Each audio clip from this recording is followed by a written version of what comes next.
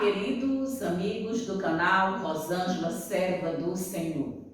Graça e paz da parte do Senhor e Salvador Jesus Cristo, por mais uma semana que Deus está nos concedendo abundantemente, cheia de saúde, de alegrias, cheia de prosperidade espiritual. Louvado seja Deus, porque o nosso Deus, Ele é bom, Ele é maravilhoso e as suas santas misericórdias se renovam a cada manhã e duram para sempre.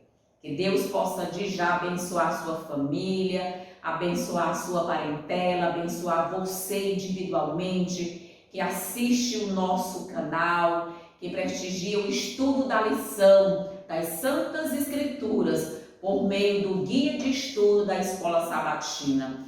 Muitos acham que talvez não devam estudar ou assistir, um vídeo, principalmente um vídeo desse, ou seja, um estudo desse que traz aprofundamentos da profetisa Ellen White. Muitos podem pensar que o vídeo é um pouco extenso, é um pouco longo, e aí às vezes não assistem, mas que engano! Como estão assim realmente perdendo uma grande oportunidade para crescerem na graça e no conhecimento do Salvador Jesus Cristo. Esse é o tempo de estudar as Santas Escrituras e esse guia de estudo desse trimestre está muito bom, extremamente relevante, que trata de questões que são o quê? Que são necessárias à compreensão para o tempo do fim. Que Deus possa realmente abrir outros corações, outras portas, que esses vídeos gravados aqui nesse pequeno canal possam alcançar muitas almas para o reino dos céus. Vamos orar então para o estudo da lição, que esta semana, a lição número 5, tem como título Ressurreições anteriores à cruz. Oremos. Ó bendito Deus e poderoso Pai, glórias a Ti, ó Deus amado, porque o Senhor tem cuidado de nós. Muito obrigada, Senhor, pela graça maravilhosa do nosso Salvador Jesus Cristo, que deu sua própria vida em favor de toda a humanidade. Obrigada, porque pelo sangue precioso de Jesus, nós somos lavados cada dia e nós vamos crescendo na graça do Senhor e Salvador Jesus Cristo. Dá-nos entendimento, abre a nossa mente para compreender a estudo da lição desta semana. Toca os nossos lábios, os meus lábios, principalmente com brasas vivas, e todos quantos vão assistir, que o Espírito Santo os impressione suas mentes, para que possam se preparar para o breve encontro nas nuvens dos céus com nosso Salvador Jesus Cristo. Dá-nos uma semana feliz e de paz e prosperidade espiritual. Nós choramos em nome do Pai, do Filho e do Espírito Santo. Amém. Queridos, ressurreições anteriores à cruz. Era que tudo que Satanás queria era que não existisse ressurreição. Ele nunca tinha visto uma ressurreição, até presenciar a ressurreição de Moisés, que foi a primeira pessoa que Deus ressuscitou antes da garantia da vitória de Cristo na cruz. Pela sua onisciência, pela sua presciência, Deus pôde enviar Jesus para ressuscitar Moisés. E nós temos a grande alegria, a grata satisfação de dizer como Deus é maravilhoso em suas promessas. A garantia da vida eterna para toda a humanidade. Infelizmente, as pessoas não querem Jesus. Estão jogando a salvação fora. Por amar esse mundo, por amar esse presente século, mais do que o amor de Jesus Cristo. E o verso para memorizar se encontra aqui em João, Evangelho de João, no capítulo 11, que é um dos textos que eu acho mais lindo. Toda vez que eu faço um sermão fúnebre, eu uso também esse texto para realmente trazer a alegria e a esperança da ressurreição em Jesus Cristo. João 11, 25 e 26 disse-lhe Jesus: eu sou a ressurreição e a vida. Quem crê em mim, ainda que morra, viverá. E todo o que vive e crê em mim não morrerá eternamente. Crês isto? Aqui nós sabemos que aquele diálogo, não é, de Jesus na casa de Marta e Maria, não é, as duas irmãs de Lázaro, quando justamente Marta vai ao encontro de Jesus desesperada, angustiada, com a alma alquebrada pela morte do seu irmão Lázaro. E ela disse: Senhor, se tu estivesses aqui, o meu irmão não teria morrido. E Jesus diz essa sentença linda. Olha que coisa maravilhosa Jesus diz essa declaração: eu sou a ressurreição e a vida. Aquele que crê em mim, ainda que esteja morto, viverá. Amém, aleluia, pela promessa de Deus, pela certeza da ressurreição em Jesus Cristo. Como eu disse na semana passada, Lázaro ressuscitou, não a ressurreição glorificada. Ele ressuscitou com o mesmo corpo, com a mesma mentalidade, com as mesmas prerrogativas humanas para aquele contexto em que ele vivia. Mas nós, se porventura dormirmos o sono da morte, todos os que morreram na mensagem, não é, da salvação em Jesus Cristo, desde o justo Abel, o primeiro mártir, o primeiro salvo, morto, até o final desse século, ou seja, até a culminância da consumação dos séculos, eles todos ressuscitarão glorificados. Amém, aleluia. Essa é a diferença da ressurreição de Lázaro para a ressurreição de Moisés. Essa é a diferença da ressurreição de Lázaro, da ressurreição da filha de Jairo, da viúva de Naim, para a ressurreição dos filhos de Deus no último dia. É porque esses últimos, ou seja, a ressurreição por volta da ocasião da vinda de Cristo, será a ressurreição para a eternidade. Ressuscitarão todos glorificados, sairão do túmulo com o rosto como se fosse uma porcelana, com os olhos, com uma alegria, com o corpo são, peles de bebê. Esse é o poder da glorificação. Uma mente sã, inteligente, capaz, um corpo forte, igual ao corpo de Adão, quando foi criado lá no Jardim do Éden. Entretanto, Lázaro aqui, Deus o ressuscitou, mas ele não ressuscitou ele glorificado. Ele ressuscitou do mesmo jeito, na mesma situação em que ele se encontrava anterior. Queridos, aqui nós vamos ver algo interessante quando o autor diz: as referências do Antigo Testamento à ressurreição que vimos até agora se fundamentam em grande parte nessas expectativas pessoais. Nós vamos ver que essas promessas, elas estão aqui em vários textos que o autor da lição aponta. No entanto, também temos os registros inspirados de casos em que pessoas realmente foram ressuscitadas dos mortos. A Bíblia é um todo coerente, vai mostrando realmente o poder de Deus. O que é uma ressurreição para Deus, queridos? O Deus que criou todo o universo, todos os planetas, inclusive o nosso planeta. O que é a ressurreição de uma pessoa para Deus? Algo muito fácil. E, queridos, a boa notícia é, amém, que nós também, quando estivermos recebido a chuva serôdia, quando estivermos dando alto clamor do terceiro anjo, estivermos naquela grande obra de reforma e reavivamento, principalmente reavivamento depois da chuva serôdia, nós também vamos ressuscitar pessoas. Amém, amém, amém. Nós vamos ressuscitar pessoas, assim como Eliseu ressuscitou o filho da Sunamita.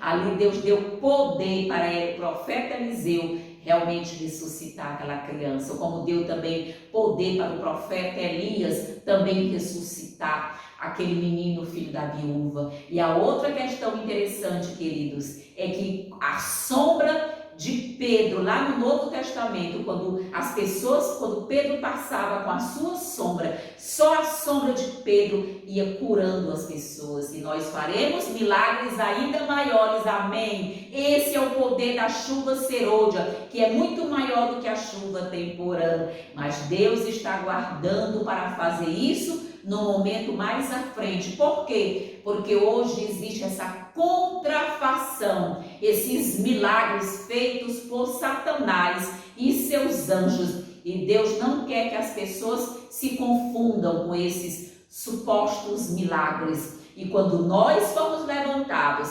cheios realmente do poder do Espírito Santo, da chuva serôdia, faremos todos os milagres que os discípulos fizeram e ainda faremos milagres maiores. E aqui nós vamos ver, a primeira ressurreição foi a de Moisés, durante a monarquia de Israel, filho da viúva de Sarepta, que foi Elias quem o ressuscitou, e o filho da Sunamita, que foi Eliseu quem o ressuscitou, também foram ressuscitados. Cristo, durante seu ministério terrestre, ressuscitou o filho da viúva de Naim e também ressuscitou a filha de Lázaro. Com a exceção de Moisés, todas essas pessoas foram ressuscitadas ainda como mortais. Elas não receberam ali o toque da imortalidade conferido aos glorificados, aos redimidos do Senhor Jesus. Eles voltaram a morrer novamente em uma situação que realmente da vida cotidiana e natural, que é o destino do ser humano. Aqui na parte de segunda-feira nós vamos ver especificamente a ressurreição de Moisés. Eu recomendo que você leia esse texto, não é, lá no Patriarcas e Profetas, para você ver como é lindo quando os anjos daquela comitiva descem do céu, a terra toda treme, porque é o Rei da Glória, Jesus Cristo, que vem com seus anjos para conferir a Moisés o toque da imortalidade, o toque da glorificação, e então ele ressuscita ali perfeito para a vida eterna. Satanás quis impedir, Satanás ficou para ali com seus anjos e Jesus não ousou dizer nada para Satanás, só disse: o Senhor te repreenda. Ou seja, ele rogou ao Pai que repreendesse Satanás. Ele mesmo não foi argumentar, contra-argumentar ou entreter conversa ou discussão com Satanás. É o mesmo que nós temos que fazer. Basta dizer: o Senhor te repreenda, e o Senhor fará. Queridos, nós vamos ver aqui quais evidências, que nós encontramos nestes textos para a ressurreição física de Moisés. Aqui nós vemos o quê? Miguel, foi Jesus. Miguel e Satanás, eles contendiam acerca do corpo de Moisés, ou seja, e também na transfiguração, anos mais adiante, séculos adiante, Moisés apareceu para confortar o seu Salvador. Meu Deus, que privilégio é esse de Moisés, de confortar o seu Salvador. E que privilégio também de Moisés foi estar entre aqueles. Moisés foi o principal que estava adiante, juntamente com Elias e alguns anjos, para abrirem as portas dos céus. Meu Deus, que privilégio, para receber o Rei da Glória, depois que Jesus passou aqui nesse planeta, cerca de 33 anos e meio. Queridos, quem estava lá para abrir as portas dos céus era Moisés, amém? Às vezes, quando eu prego e as pessoas que ouvem essa declaração que eu estou fazendo aqui, porque o Espírito Profecia também faz, eles ficam achando que é um tipo de invenção. Não, queridos, Deus deu a honra para Moisés de estar abrindo a porta dos céus para receber o Rei da Glória, a majestade do céu, nosso Salvador, Jesus Cristo. Queridos, que privilégio! E privilégios idênticos, semelhantes, nós também teremos e receberemos ao estar nos céus com o nosso Salvador. Alguns pais da igreja grega de Alexandria argumentaram que quando Moisés morreu, 2 Moisés foram vistos. Queridos, sempre Satanás tem colocado na mente das pessoas essas teorias diabólicas sobre a questão da imortalidade da alma, ou seja, que são 2 corpos, um corpo que é espírito e um corpo que é físico, que é carne.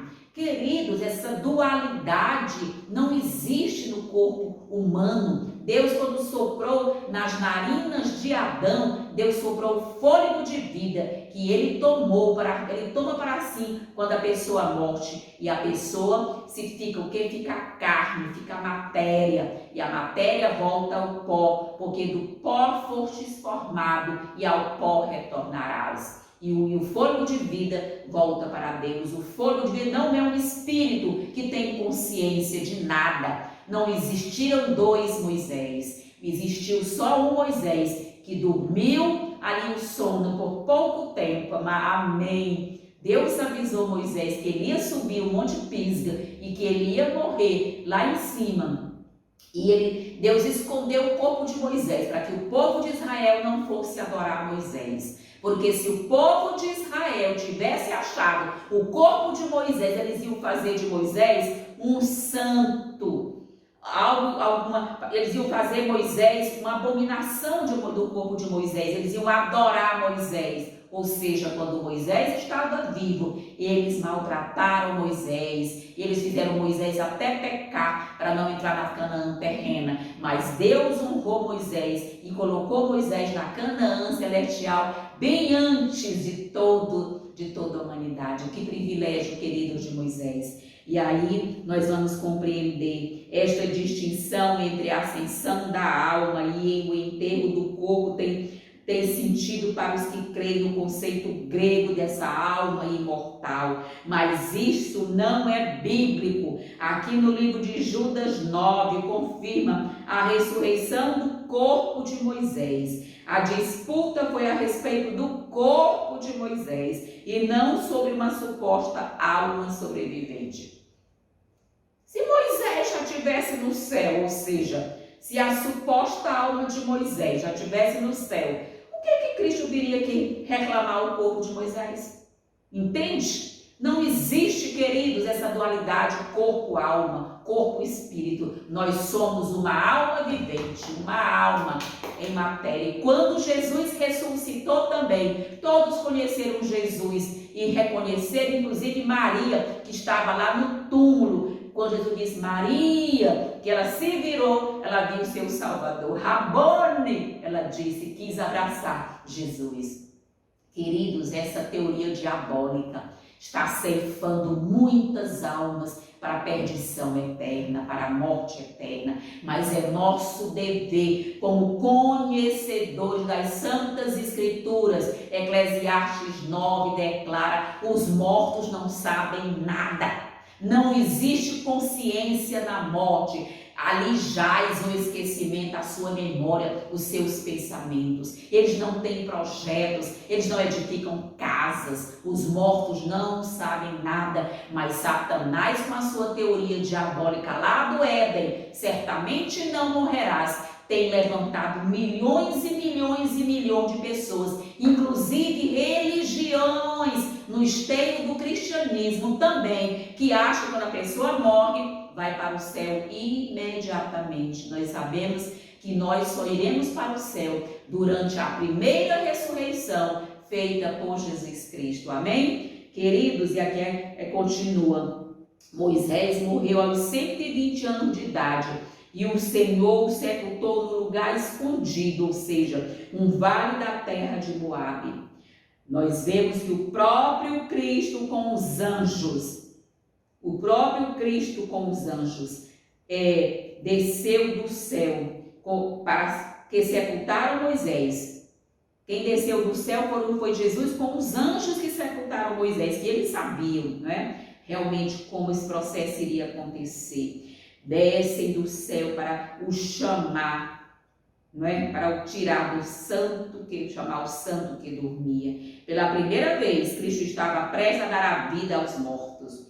Quando o príncipe da vida e os seres brilhantes se aproximaram da sepultura, Satanás ficou apreensivo com respeito à sua supremacia.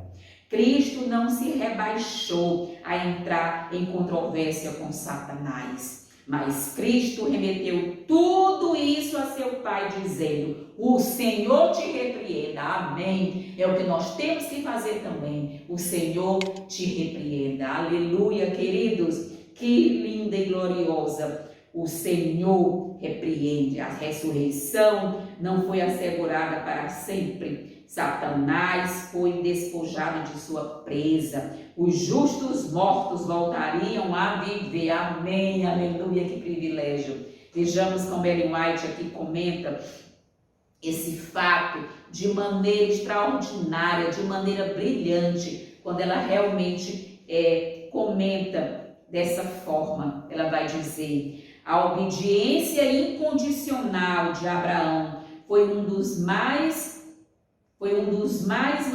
notáveis exemplos pela fé, de a confiança em Deus que se encontra no registro sagrado, tendo apenas a simples promessa de que os seus descendentes possuiriam a terra de Canaã, sem ao menos ter nenhuma evidência externa e terrena. Ele seguiu para onde Deus o conduzia, cumprindo sincera e integralmente as condições que lhe competiu realmente ser e fazer. Queridos, o patriarca ia para onde quer que Deus indicasse ser seu dever ir, e atravessou o deserto sem nenhum temor, penetrou entre as nações idólatras, com o único intento que ele acreditava em Deus. E nós, agora no século XXI, será que vamos dar o alto clamor do terceiro anjo?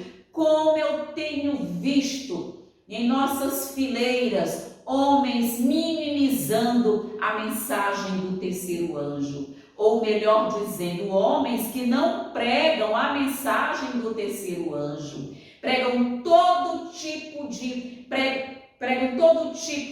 sermãos que são bonitos, que são elegantes, que são aprazíveis aos ouvidos. Não querem entrar em choque com as pessoas, mas Deus disse tantas vezes: ide primeiro as ovelhas perdidas da casa de Israel. E como tem ovelhas perdidas na casa de Israel, ou seja, nas fileiras de Deus, enquanto o povo perece por falta de conhecimento. Oséias 4:6, enquanto o povo não tem conhecimento, está se ouvindo um tipo de pregação, entretenimento, um tipo de pregação selve-se, que você só quer ouvir aquilo que lhe apraz, aquilo que não entra em choque com o seu comportamento, com as suas convicções, seja na adoração a Deus, seja na maneira de ser, pensar e agir.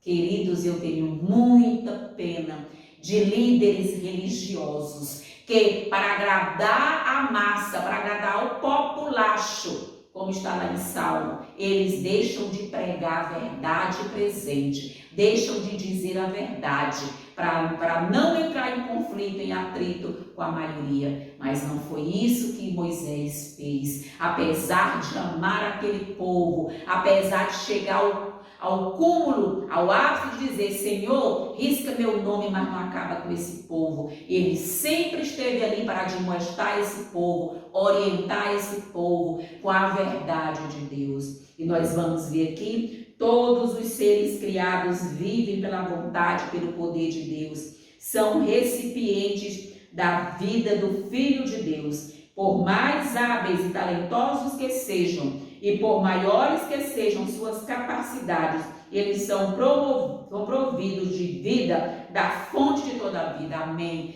Cada vez que nós acordamos pela manhã, foi o poder de Deus quem nos tirou da cama, quem nos deu vida. É o poder de Deus. Deus é quem está escrevendo a nossa história. Falar de religião de maneira casual, orar sem ter fome espiritual, E sem uma fé viva não vale nada. As pessoas têm hoje uma fé nominal, uma religião nominal, uma fé superficial, uma religião incipiente. O que quer dizer incipiente? Vazia, superficial, não é? Fraca. É isso, iniciante. Entram na igreja como neófitos e passam 20, 30 anos na igreja e continuam neófitos, ou seja, com aquele conhecimento rasteiro, superficial, e não procuram que se aprofundar nas santas escrituras, e muitas vezes até têm raiva, têm ódio, querem desmentir, inclusive na frente da igreja, as pessoas que estão aprofundando tanto nas santas escrituras e também no espírito de profecia. Como o espírito de profecia, queridos, a luz menor que nos conduz para a luz maior, traz exemplos de aprofundamento, como isso nós estamos lendo aqui nesse momento. E nós vamos ver que Ellen White continua dizendo: o fim daqueles anos de trabalho e de opressiva preocupação foi uma sepultura naquele deserto. Foi o que Moisés ganhou, uma sepultura. Aquele, porém, que é poderoso para fazer infinitamente mais do que tudo quanto pedimos ou pensamos. Assim, Jesus veio atender, né, a súplica de seu servo. Moisés queria entrar na Canaã terrena, lutou, chorou, pediu, e Deus disse: eu vou te dar algo melhor, tu vais entrar na Canaã celestial. Aleluia, queridos. Moisés passou sob o domínio da morte, mas não devia permanecer na sepultura. O próprio Cristo chamou à vida. Satanás, o tentador, havia reclamado o corpo de Moisés por causa de seu pecado, mas Cristo Salvador o tirará da tumba. Amém. Moisés, sobre o monte da transfiguração, foi um testemunho da vitória de Cristo sobre o pecado e a morte. Quando Cristo viu Moisés ali no monte da transfiguração, ele se tornou mais forte, porque ele viu que o seu poder, do seu sangue, da sua vitória já era facultada para Moisés. Representava os que sairão do túmulo, do sepulcro, no dia da ressurreição dos justos. Elias, que tinha se trasladado ao céu sem ver a morte, ele representa os que estarão vivos na terra por ocasião da segunda vinda de Cristo, e serão o quê? Igualmente transformados. Tantos que estão no túmulo se levantarão transformados e glorificados, como os que estarão vivos, ou seja, os 144 mil, também receberão imediatamente, no abrir e fechar dos olhos, o toque da imortalidade. O povo de Deus não estuda. O povo de Deus, se não estuda, ainda quer questionar com quem estuda. Recentemente eu estive numa grande igreja aqui no Brasil, e o professor ali dizendo: todos um dia ressuscitarão, todos, sem exceção. E eu disse: não, nem todos ressuscitarão. E esse professor olhou para mim, assim com um olhar de descrédito, ele repetiu: todos um dia ressuscitarão. Eu disse: não, nem todos ressuscitarão. Queridos, existem grupos que não ressuscitarão. Como assim? Ellen White diz em primeiros escritos, queridos, que os escravos não ressuscitarão, que os seus pecados serão postos sobre os seus senhores. Queridos, Deus não vai ressuscitar pessoas que não têm consciência e nem condições para passar por um juízo. Só serão julgados todos os que têm condições de ser consciência para realmente passar por um juízo. Os escravos, algumas tribos indígenas, não é isso, queridos? Eles não, os loucos, as pessoas que têm, digamos assim, problemas na mente, não é? Muitos que têm síndrome de Down também não ressuscitarão. Queridos, isso é um espírito de profecia. Isso é o quê? É o que está inspirado, e nós não podemos nos furtar. Eles serão como se nunca tivessem existido. nunca tivessem existido. É assim que Deus vai fazer para poupá-los de um julgamento que seria injusto julgar uma pessoa louca, não é? Uma pessoa esquizofrênica, uma pessoa que não tem o seu juízo perfeito, o seu juízo normal. E esses nunca ressuscitarão. Por isso é que o professor, quando diz assim, ele mostra o quê? Não ter conhecimento da palavra de Deus. Queridos, Ellen White continua: o Pai escolheu Moisés e Elias para ser seus mensageiros a Cristo, para glorificá-lo com a luz do céu e para falar com ele sobre a agonia pela qual em breve passaria, porque eles haviam vivido na terra como homens, amém. Haviam experimentado a tristeza e o sofrimento humano e podiam entender a provação de Jesus em sua vida terrena. Elias, em sua posição como profeta enviado a Israel, havia representado a Cristo e sua obra havia sido, em certa medida, semelhante à do Salvador. Querido, que coisa! Moisés, como líder de Israel, havia se colocado no lugar de Cristo. É isso, queridos.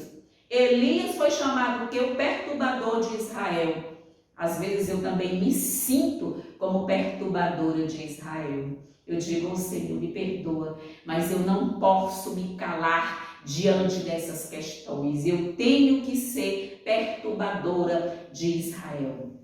Queridos, aqui na parte de segunda-feira, nós vamos compreender aqui dois exemplos do Antigo Testamento, né? Que semelhanças e diferenças há nesses aqui. Nós vemos aqui o quê? Que as pessoas aqui tinham origem diferente, status diferentes. No entanto, a ressurreição foi igual para as duas mulheres, não é? Essas duas mulheres aqui, ou seja, apesar das suas origens diferentes e a pobreza de uma e a riqueza da outra, possuíam a mesma fé. Aqui vem a grande novidade, a grande notícia, a boa nova. Deus não tem seus filhos só na igreja adventista do sétimo dia, só lá no Israel literal, ou só no Israel espiritual. A maioria dos salvos de Deus estão ainda em Babilônia, e Deus vai tirá-los no momento do alto clamor do terceiro anjo. E eu tenho dito e repito, as pessoas que hoje não pregam a mensagem do terceiro anjo, as pessoas que hoje não pregam a verdade presente, quer sejam líderes, quer sejam pastores, quer sejam anciãos, eles nunca poderão pregar no alto clamor. É o que está escrito. Como que eu vou falar no alto clamor de uma coisa que eu não tinha intimidade, de algo que eu deixei para lá, aí de repente eu vou levantar essa bandeira? Isso não tem sentido, queridos. Deus é muito sábio. Eu tenho visto quantas pessoas pregando a mensagem dos três anjos, e eu digo que durante toda a minha infância eu ouvia semanalmente a mensagem dos três anjos, a primeira mensagem angélica, a segunda mensagem angélica e a terceira mensagem angélica. E no apogeu do alto clamor nós vamos dar as três mensagens resumidamente, mas vamos ficar mais intensamente com a mensagem do terceiro anjo, que é a mensagem para os nossos dias, de Apocalipse capítulo 14, de 6 a 13. Muitos sequer estudam. Você precisa decorar essas mensagens, porque o Espírito Santo vai te dar boca de sabedoria, tocar os lábios com brasas vivas, para que a gente possa inflamar todo esse planeta, todo esse mundo com essa mensagem. Antes que Jesus feche a porta da graça, todos ouvirão essa mensagem.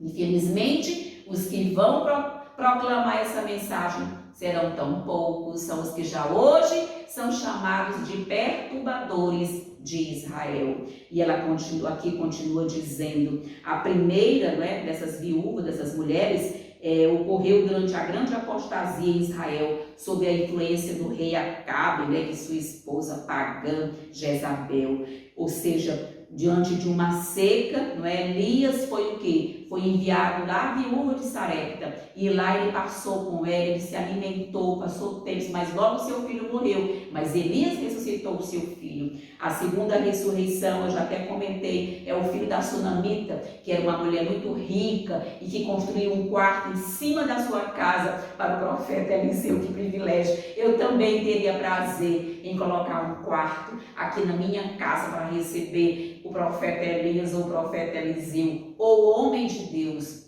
Hoje está muito difícil ter contato com homens de Deus e com mulheres de Deus. Às vezes eu procuro, fico orando, meu Deus, me mostra, me põe em contato com essas pessoas, não é?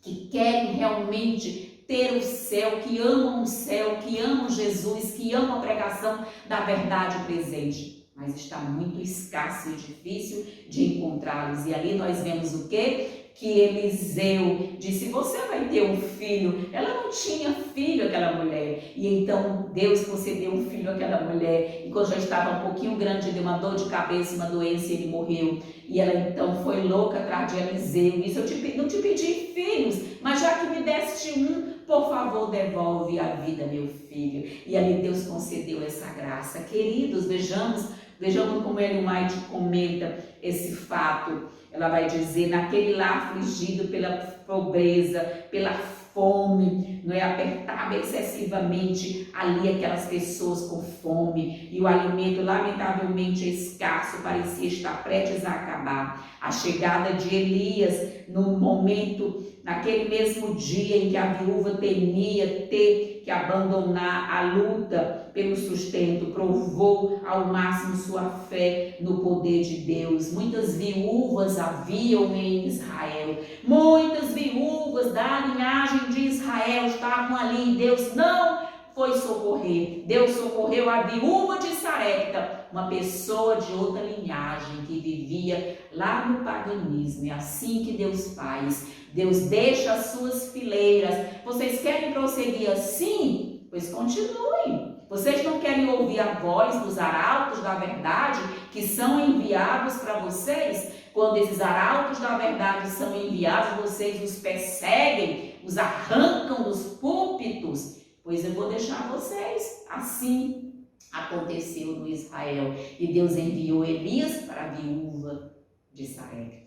Uma viúva que sequer poderia ser vista pelaquele povo de Israel. E vejamos aqui, Deus proveu ao máximo da fé. Mesmo em sua pobreza extrema, ela deu testemunho de sua fé, atendendo ao pedido do estrangeiro, que lhe suplicava que repartisse o seu último bocado, não é isso, de comida. A viúva de Sarepta repartiu seu bocado com Elias, e em retribuição sua vida e a de seu filho foram poupadas, preservadas. E queridos, e a todos os que em tempo de prova e carência oferecem compaixão e assistência a outros mais necessitados, Deus lhe deu grande bênção. Amém?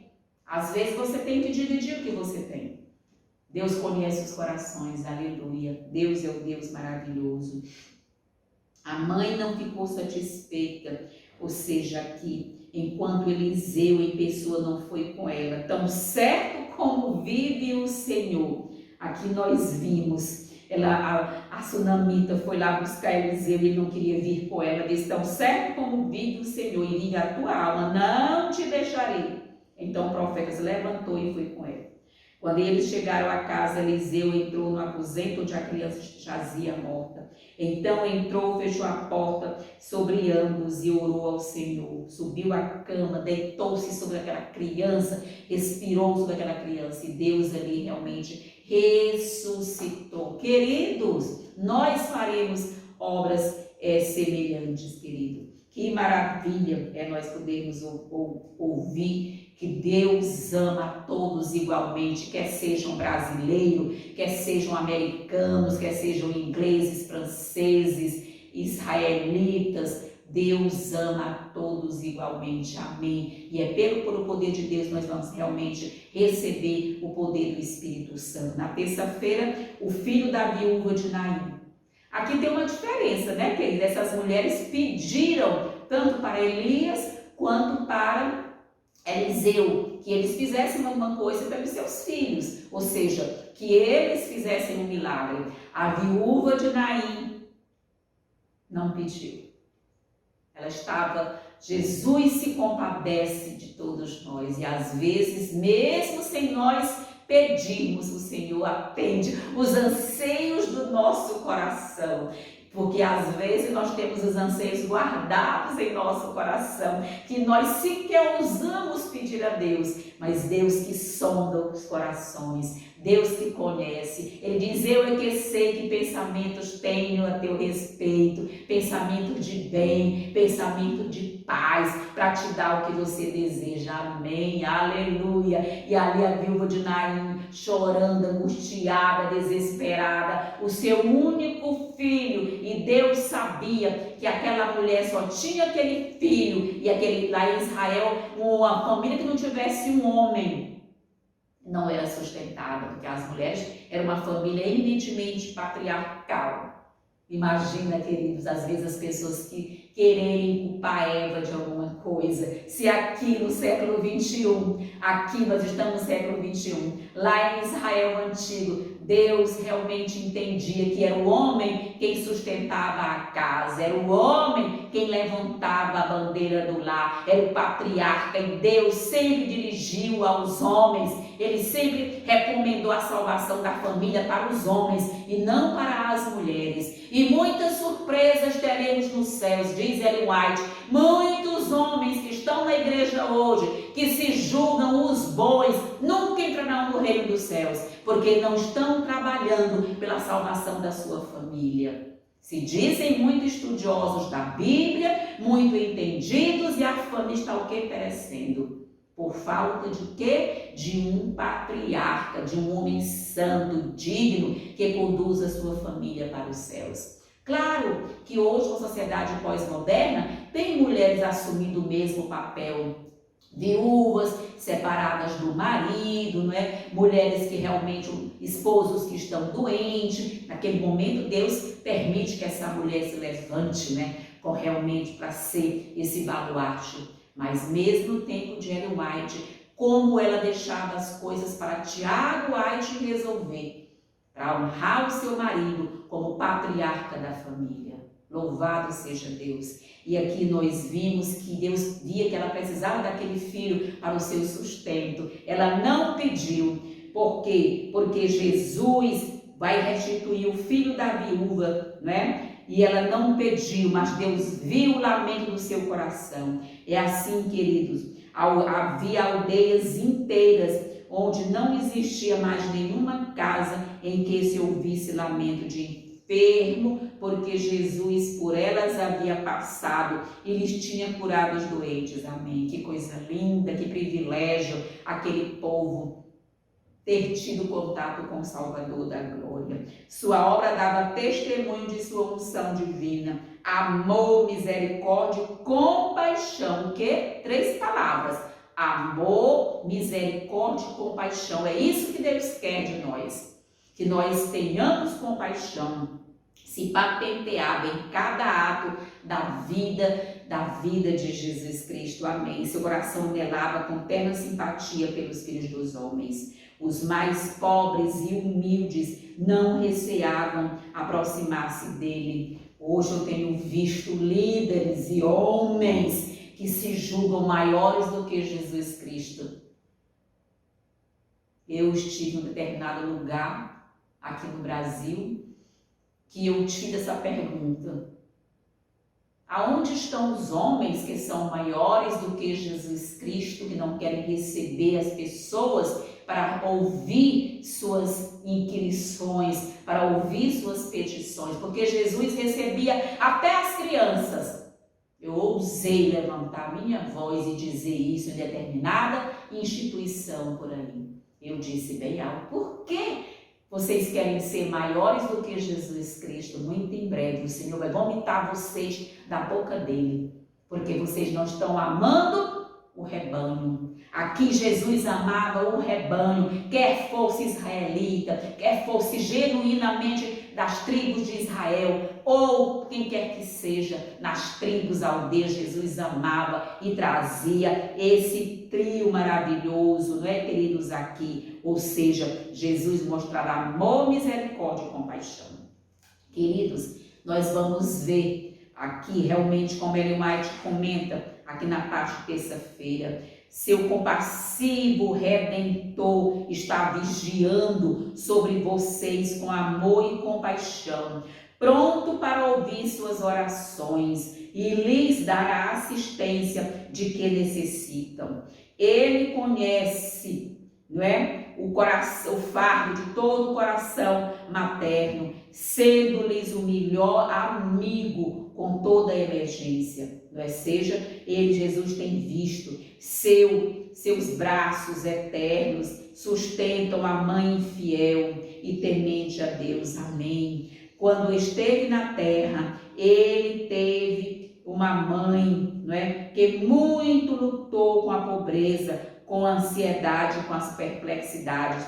Está falando de Maria, e se compadece de cada mãe cristã em suas preocupações e ansiedades. Aquele Salvador que andou uma longa jornada para aliviar o ansioso coração de uma mãe cuja filha estava possessa de um espírito maligno, ouvirá a oração das mães e lhes abençoará os filhos. Amém? Deus deu essa promessa: eu vou ouvir a oração das mães. As mães não sabem orar, as mães preferem passar o dia com bobagens, com fuxico, WhatsApp, novelas, Netflix, e querem orar pelos filhos. Queridos, tem que ter uma vida de santidade. Essas mães que estão orando pelos seus filhos, que Deus vai ouvir as orações, são as mães piedosas. São as mães que têm o quê? O joelho no chão, que oram, que têm contrição com o céu, que têm relacionamento com Deus. Aquele que devolveu à viúva seu único filho, ao ser este levado para a sepultura, sente-se tocado hoje pelo lamento das mães com seus filhos. As mães que estão sem seus filhos. Ele é o melhor amigo da mulher hoje e está pronto a ajudá-la nas suas relações, não é, com a vida. Aquele que estava ao lado da desoladora, da desolada mãe, à porta de Naim, ainda vela com toda pessoa que chora ao lado de um caixão. É tocado de compaixão por nossa dor. Seu coração, que amava e se compadecia, possui imutável ternura. Amém. Sua palavra, que chamava os mortos à vida, não é de maneira alguma menos eficaz hoje do que quando ele estava aqui e se dirigiu àquele jovem lá em Naim. Ele diz: toda a autoridade me foi dada no céu e na terra. Amém, aleluia. Esse poder não diminui com o tempo, nem se esgota pela incessante atividade. Amém, queridos. E Ellen White tinha falado do filho dela. Quando o nosso brilhante Henry morreu em Topsy, lá no Maine, né? Em 8 de dezembro de 1863, com apenas 16 anos, quando o nosso doce cantor desceu ao túmulo e não mais ouvimos seus cânticos restantes, os seus cânticos matutinos, nosso lar ficou vazio. Meu marido e meus 2 filhos restantes sentimos de modo muito agudo aquele golpe.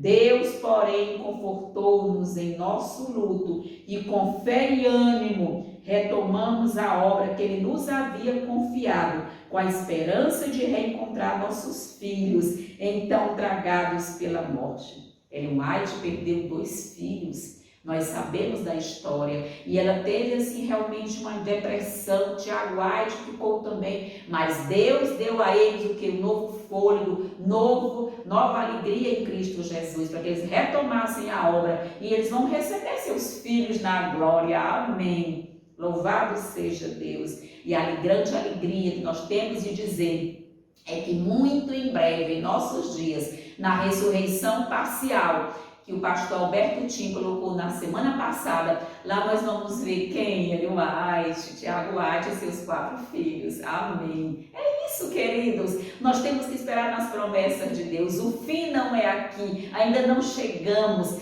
na Canaã celestial. Queridos, devemos devemos atender às aflições e às dificuldades dos outros.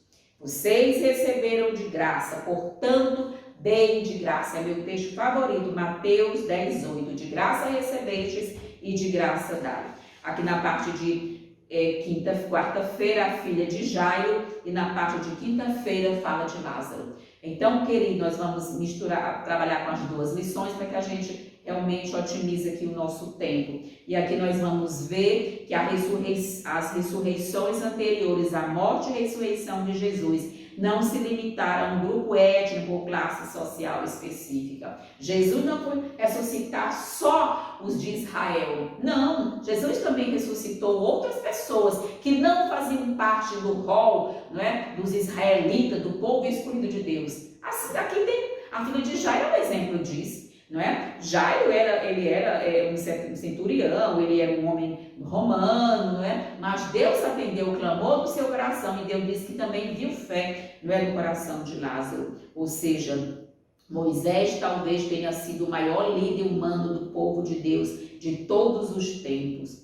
Por outro lado, a viúva fenícia nem mesmo era israelita. A sunamita também, ela era o quê? Ela era proeminente em sua comunidade. A viúva de Naim teve apenas um filho, que dependia dele, enquanto Jairo era um dos chefes da sinagoga, provavelmente em Cafarnaum. Independentemente da origem cultural ou da posição social, todos foram abençoados pelo poder vivificante de Deus. Aleluia!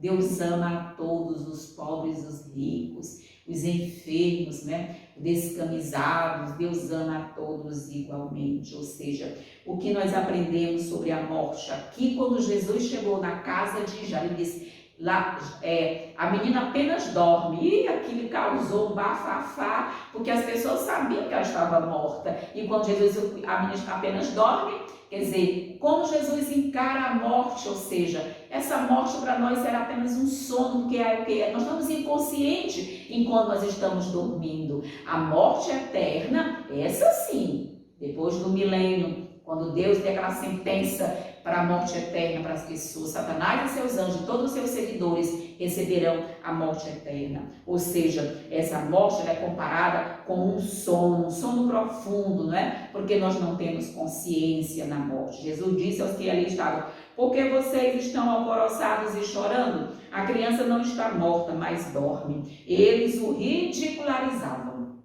Queridos, que coisa! Porque sabiam que ela estava morta, porque não entendiam o significado de sua palavra. A metáfora confortadora em que o sono significa a morte parece ter sido a maneira predileta de Cristo para se referir a essa experiência. A morte é horrível, a morte é gritante, e nós queremos mesmo pensar nela como um sono, Eu já disse aqui, repito, eu perdi o meu irmão, meu quarto irmão na escala realmente do maior para o menor, e depois de mim, e ele morreu em janeiro, 15 de janeiro de 2022, e eu ali olhava para ele e falava com Deus, obrigada, Senhor, porque o Senhor vai conferir ao meu irmão muito em breve o toque da imortalidade. É isso, queridos, é a alegria, é a certeza da salvação em Jesus Cristo. Felizes os que dormem no Senhor. Preciosa é a vista do Senhor, a morte dos seus justos. Quando um justo morre, há júbilo no céu, há festa no céu. Porque muito em breve Jesus há de ressuscitar essas pessoas. A morte é um sono, mas é um sono profundo do qual unicamente o grande doador da vida pode nos despertar, pois somente Ele tem as chaves da morte. Amém. Jesus tem as chaves da morte. O mesmo aconteceu com Lázaro. Lázaro estava com 4 dias de morto, já estava fétido, com mau cheiro, em estado de decomposição. Mas ali Jesus mostrou que tinha o quê? Poder sobre a morte. Jesus tem poder sobre a morte.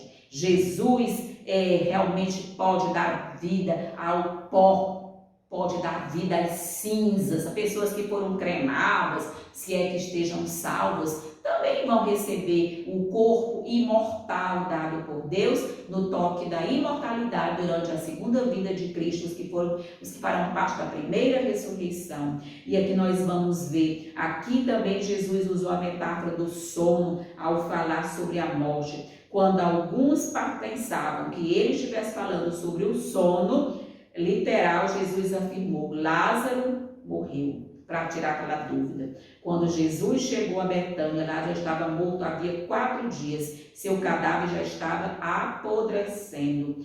Entretanto, quando um corpo começa a se decompor, a ponto de gerar mal, não há dúvida, a pessoa está morta.